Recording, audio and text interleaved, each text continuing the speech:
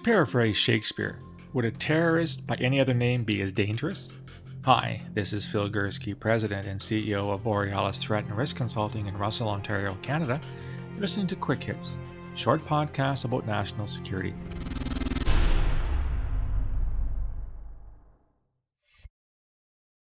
The other day, my wife and I found a new series to watch on Netflix called Medical Police. Now, apparently, it is the successor to a former series about a bunch of doctors in a children's hospital. It's a comedy. It's not a serious program like most medical programs are.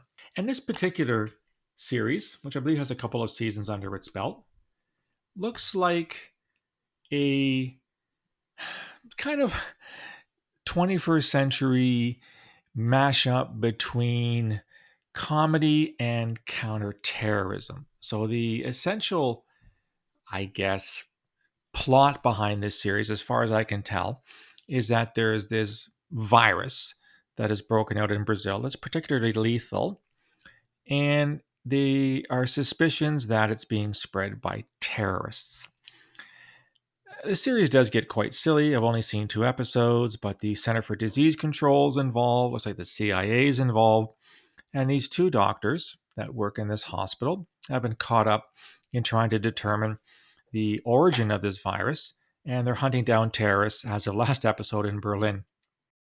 There's a scene in episode 2 that made me think about how we talk about terrorism, and hence the genesis of this particular podcast. The 2 doctors have found somebody whom they think is linked to the possible spread of this virus around the world. They find a notebook with words like boom and 10 o'clock and place names, etc. And they locate this person with the help of a guy in a van who seems to work for the Secret Service. But it's what happened next that I found really, really curious. The person that they have identified looks to be Muslim. And there's this conversation between the 2 doctors where they're challenging each other about preconceptions and stereotypes that they've made with respect to terrorism. They go back and forth as, well, of course, we're not targeting because he looks Muslim or because he looks Arab or because he looks, et cetera, et cetera, et cetera. And there's this whole apologetic thing back and forth. You know, if he was a white guy, we'd be equally as concerned about the notebook we found, et cetera, et cetera. Why am I talking about this? There are people out there who are twisting themselves into incredible shapes to change the way we talk about terrorism. More specifically, the way we talk about Islamist terrorism. So think Al-Qaeda, think Islamic State, think the Taliban, think Al-Shabaab, think Boko Haram and the various Islamic State provinces in Africa and the Middle East and Asia. And there actually is this movement, particularly in the United Kingdom, but also here in Canada, where the police are considering dropping the terms Islamist terrorism and jihadis when they are describing attacks by those who claim Islam as their motive. And the proposed alternatives are, amongst the proposed alternatives are faith-based terrorism, terrorists abusing religious motivations, and adherents of Osama bin Laden's ideology. What do you think of that? Well, it's complete and utter crap. First of all, the term Islamist terrorism is accurate.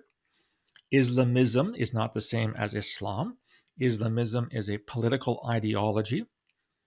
It's been well established in academia for decades now. We in the security services use it as well. Jihadis is a well-recognized term around the world for people who engage in violent action. Yes, jihad has multiple meanings in Arabic and in Islamic doctrine. But when you talk about jihadis, you're not talking about people who are trying to do good.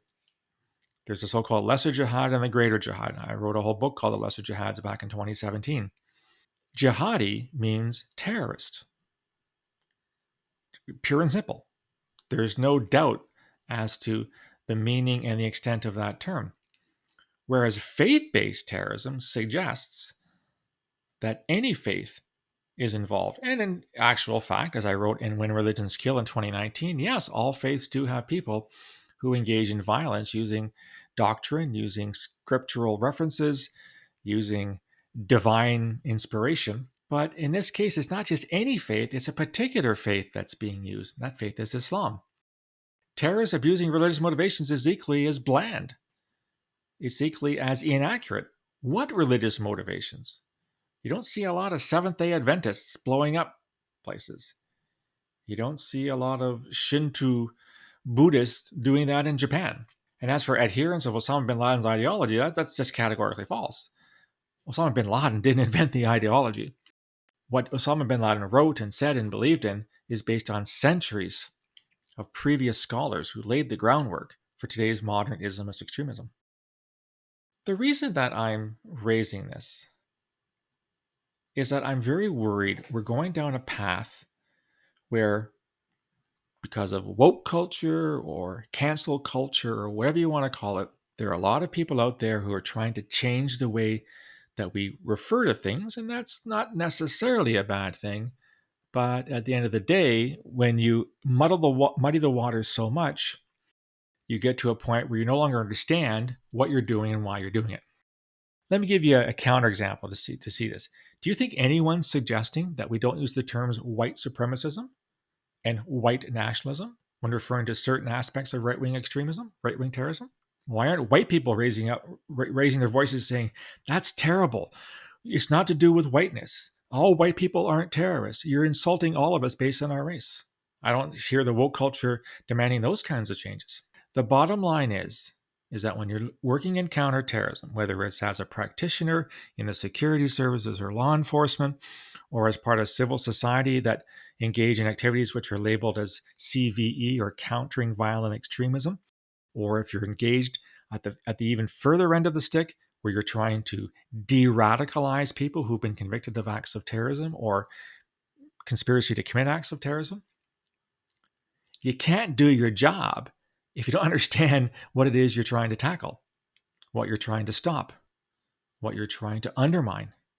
And by using terms like religiously or faith claimed terrorism or terrorists abusing religious motivations, you're missing the point. You can't defeat what you can't name. You cannot defeat what you fail to understand. And none of us who took our job seriously in the security service maintained or believed that all Muslims were potential terrorists, or that Islam was inherently a faith that condones terrorism. Yes, there are people that believe that, and I've been shutting those people down for the better part of 25 years now. But the bottom line is that when you talk about this form of terrorism, you have to be able to accurately describe it. And it's not like those of us in counterterrorism told the terrorists which scripture to use, which imagery to employ, which great thinkers to emulate. We're not telling the terrorists to quote the Quran. We're not telling the terrorists to quote the Hadith, which are the sayings of the Prophet Muhammad. They're doing that on their own. And if you ask the terrorists, are you Muslim? Are you basing your violent acts on Islam? They would 100% say, absolutely. In fact, we're the only true Muslims. Everyone else we're targeting, including other Muslims who remain by far the greatest percentage of victims of Islamist extremism, those aren't real Muslims. That's why we're killing them. So can we please stop this ridiculous notion of wordplay and dumbing down vocabulary and over political correctness? This is getting us nowhere. It might make some people feel good because you're not offending anybody. It sounds very Canadian to me. Canadians always apologizing for this and apologizing for that. I'm sick and tired of my leaders apologizing on my behalf for things we may or may not have done in the past. Anyhow, sorry, bit of a rant there. We need to call Islamist extremism because that's exactly what it is, a form of political violence that is based on a non-normative, non-mainstream, not majoritarian interpretation of Islam, but it is an interpretation of Islam. Anything else is ridiculous. This is why I quoted Shakespeare. Would a rose by any other name smell as sweet? Maybe it would, but it's still a rose. Anyhow, that's what I think. What are your views on this naming policy or naming convention, these changes that are being demanded in how we talk about terrorism? Love to hear from you. You can reach me on email borealisrisk@gmail.com or on Twitter @borealissaves. You can also find me on LinkedIn and on Facebook. If you like this content and you want more, go to the website borealisthreatandrisk.com, hit the subscribe button. Get a free daily digest of podcasts such as these, longer Canadian Intelligence Aid podcasts, perspectives, and today in terrorism. You'll also find a link to my newest book, The Peaceable Kingdom, A History of Terrorism in Canada from Confederation to the Present. It's only available on the website as it's self-published.